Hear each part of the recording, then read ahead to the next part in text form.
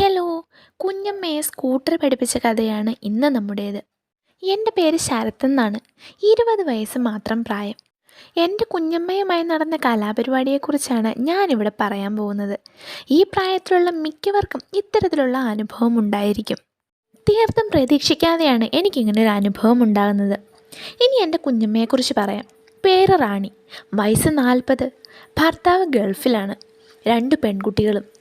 നല്ല വലിയ ചക്കകളായിരുന്നു കുഞ്ഞമ്മയുടെ പ്രധാന ആകർഷണം. ഞങ്ങളുടെ വീടിന് കുറച്ചകലെയാണ് കുഞ്ഞമ്മയുടെ താമസം. എന്തെങ്കിലും അത്യാവശ്യമുണ്ടെങ്കിൽ കുഞ്ഞമ്മ എന്നെയാണ് വിളിക്കാറ്. അതുകൊണ്ട് ഞാൻ അവിടുത്തെ ഒരു നിത്യ സന്ദർശകനാണെന്ന് തന്നെ പറയാം. അങ്ങനെ ഇരിക്കുമ്പോഴാണ് കുഞ്ഞമ്മ ഒരു സ്കൂട്ടർ വാങ്ങുന്നത്. കുഞ്ഞമ്മയും പെൺമക്കളും മാത്രമുള്ളത് കൊണ്ട് എന്തെങ്കിലും അത്യാവശ്യത്തിന് പുറത്തു പോകണമെങ്കിൽ ഞാൻ സഹായിക്കുമല്ലോ എന്ന് വിചാരിച്ചാണ് സ്കൂട്ടർ വാങ്ങിയത്. എന്നാൽ അത് ഓടിക്കാൻ ആർക്കും അറിയുമായിരുന്നില്ല. അതുകൊണ്ട് കുഞ്ഞമ്മയെ സ്കൂട്ടർ പഠിപ്പിക്കാൻ ഞാൻ നിയോഗിക്കപ്പെട്ടു. കുഞ്ഞമ്മയ്ക്കാണെങ്കിൽ ഒരു സൈക്കിൾ പോലും ചവിട്ടാനും അറിയില്ല. കൂടാതെ നല്ല പേടിയും. ഒരു വെള്ളിയാഴ്ച ക്ലാസ് കഴിഞ്ഞ് വീട്ടിലെത്തി ഒരു കുളി പാസ്സാക്കിയ ശേഷം ഞാൻ കുഞ്ഞമ്മയുടെ വീട്ടിലെത്തി. ഞാൻ അവിടെ എത്തുമ്പോൾ തന്നെ 5 മണി കഴിഞ്ഞിരുന്നു. എങ്കിലും വീടിന് തൊട്ടടുത്ത് തന്നെ ഒരു ഗ്രൗണ്ട് ഉണ്ടായിരുന്നതിനാൽ ഞാൻ കുഞ്ഞമ്മയെയും മക്കളെയും കൂട്ടി സ്കൂട്ടർ പഠിപ്പിക്കാൻ അവിടെ എത്തി. ഞാൻ സ്കൂട്ടറിലിരുത്തി എങ്ങനെയാണ് സ്റ്റാർട്ട് ചെയ്യുക എന്നൊക്കെ പറഞ്ഞു കൊടുത്തു. പിന്നെ ഓടിച്ചു നോക്കാൻ പറഞ്ഞു. ഞാൻ സ്കൂട്ടറിന് പുറകിൽ പിടിച്ചു കൊടുത്തു. പക്ഷേ എത്ര നോക്കിയിട്ടും കുഞ്ഞമ്മയ്ക്ക് ബാലൻസ് കിട്ടുന്നില്ല. അവസാനം ഞാൻ സ്കൂട്ടറിന് ബാക്കിൽ കയറിയിരുന്ന് ഹാൻഡിൽ പിടിച്ചു കൊടുത്തു. കുഞ്ഞമ്മ കുറച്ച് തടിയുള്ളതുകൊണ്ട് നന്നായി കയറിയിരുന്നാൽ എനിക്ക് ഹാൻഡിൽ പിടിക്കാൻ പറ്റുമായിരുന്നുള്ളൂ.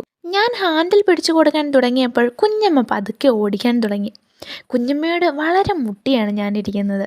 അതുകൊണ്ട് സ്കൂട്ടർ വളയ്ക്കാൻ നോക്കുമ്പോഴൊക്കെ എൻ്റെ കൈകൾ കുഞ്ഞമ്മയുടെ ചക്കകളിൽ മുട്ടുന്നുണ്ടായിരുന്നു. ആദ്യമൊക്കെ അറിയാതെയാണ് തട്ടിയിരുന്നതെങ്കിലും പിന്നെ എനിക്ക് നല്ല രസം തോന്നി. ഞാൻ മനഃപൂർവ്വം അതിൽ അമർത്താൻ തുടങ്ങി. പക്ഷെ കുഞ്ഞമ്മയിൽ നിന്നും യാതൊരു എതിർപ്പും ഉണ്ടായിരുന്നില്ല. സന്ധ്യാസമയമായതിനാൽ ഞങ്ങളെ ആർക്കും കാണാനും പറ്റുമായിരുന്നില്ല. അതെനിക്ക് ധൈര്യം നൽകി. ഞാൻ കുഞ്ഞമ്മയുടെ അവിടെ ശക്തമായി അമർത്തി.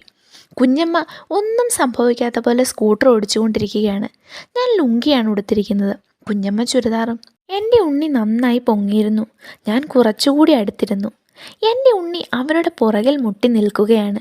കുഞ്ഞമ്മ ഒന്നും അറിയാത്ത പോലെ സ്കൂട്ടർ ഓടിച്ചുകൊണ്ടിരുന്നു. സത്യം പറഞ്ഞ സ്കൂട്ടർ പഠിപ്പിക്കുന്ന കാര്യം ഞാൻ മറന്നുപോയിരുന്നു. കുഞ്ഞമ്മയ്ക്ക് എതിർപ്പൊന്നും ഇല്ലാത്തതിനാൽ ഞാൻ കുഞ്ഞമ്മയുടെ മുകളിലത്തെ ചക്കയുടെ സൈഡിൽ അമർത്തിക്കൊണ്ടിരുന്നു. കുഞ്ഞമ്മയും അത് ആസ്വദിക്കുന്നത് പോലെ എനിക്ക് തോന്നി. ഒരു 7 മണി ആയപ്പോൾ സ്കൂട്ടർ പഠിത്തം നിർത്തി. ഇനി നാളെ പഠിക്കാം, ഒന്നും അറിയാത്ത പോലെ കുഞ്ഞമ്മ പറഞ്ഞു. പിറ്റേ ദിവസം ഞാൻ കുഞ്ഞമ്മയുടെ വീട്ടിലെത്തുമ്പോൾ സമയം 7 മണി കഴിഞ്ഞിരുന്നു. എങ്കിലും ഞാൻ കുഞ്ഞമ്മയെ കൂട്ടി ഗ്രൗണ്ടിലേക്ക് പോയി. കുഞ്ഞമ്മയുടെ മക്കളും കൂടെ വന്നു അവിടെ ഇരുന്നു. ഞാൻ പതിവ് പോലെ സ്കൂട്ടറിന് പുറകിൽ കയറി കുഞ്ഞമ്മയെ പഠിപ്പിക്കാൻ തുടങ്ങി. എൻ്റെ വീർത്തു പൊങ്ങിയ ഉണ്ണിയെ അവരുടെ പുറകിൽ മുട്ടിച്ചുകൊണ്ട് ഞാൻ ചേർന്നിരുന്നു. കുഞ്ഞമ്മ പുറകിലേക്ക് ഒന്നുകൂടി നീങ്ങിയിരുന്നു തന്നു. ഞാൻ എൻ്റെ കൈയെടുത്ത് കുഞ്ഞമ്മയുടെ കാലിൽ വെച്ചു. കുഞ്ഞമ്മയ്ക്ക് എതിർപ്പൊന്നുമില്ല. അതെനിക്ക് കൂടുതൽ ധൈര്യം തന്നു. കുറച്ച് കഴിഞ്ഞപ്പോൾ ഞാൻ കുഞ്ഞമ്മയുടെ അരക്കെട്ടിൽ ചേർത്ത് പിടിച്ച് മുഖം അവരുടെ കഴുത്തിലിട്ട് അമർത്തി. ഇപ്പോഴും കുഞ്ഞമ്മയിൽ നിന്നും യാതൊരു പ്രതികരണവുമില്ല. കുട്ടികളിരിക്കുന്നതിന് കുറച്ച് അകലെ എത്തിയപ്പോൾ ഞാൻ കുഞ്ഞമ്മയോട് വണ്ടി നിർത്താൻ പറഞ്ഞു. എന്നിട്ട് കുഞ്ഞമ്മയുടെ കൊഴുത്ത ചക്കകൾ അമർത്തി ഞെക്കി. കുഞ്ഞമ്മ എൻ്റെ കൈയെടുത്ത് മാറ്റാൻ ശ്രമിച്ചു. ഞാൻ പിടിവിടാതെ അമർത്തി ഞെക്കിക്കൊണ്ടിരുന്നു. പതിയെ പതിയെ കുഞ്ഞമ്മയുടെ എതിർപ്പ് കുറഞ്ഞു. നല്ല ഇരുട്ടായതിനാൽ ഞങ്ങൾ എന്താണ് ചെയ്യുന്നതെന്ന് ആർക്കും കാണാൻ കഴിയുമായിരുന്നില്ല. അതാണ് കുഞ്ഞമ്മയുടെ എതിർപ്പ് കുറയാൻ കാരണമെന്ന് എനിക്ക് മനസ്സിലായി. കുഞ്ഞമ്മ നല്ല മൂഡിലായെന്ന് മനസ്സിലാക്കിയ ഞാൻ പതിയെ എൻ്റെ ഡ്രസ്സ് മാറ്റി എൻ്റെ ഉണ്ണിയെ ഞാൻ പുറത്തെടുത്തു. കുഞ്ഞമ്മയുടെ പുറകിൽ മുട്ടിച്ചു. കുഞ്ഞമ്മയൊന്ന് എഴുന്നേറ്റ് എൻ്റെ ഉണ്ണിയെ അവരുടെ 2 സാധനത്തിൻ്റെയും വിടവിലാക്കി ബാക്കിൽ. എന്നെ എന്ത് വേണേലും ചെയ്തു എന്ന മട്ടിലാണിപ്പോൾ കുഞ്ഞമ്മ.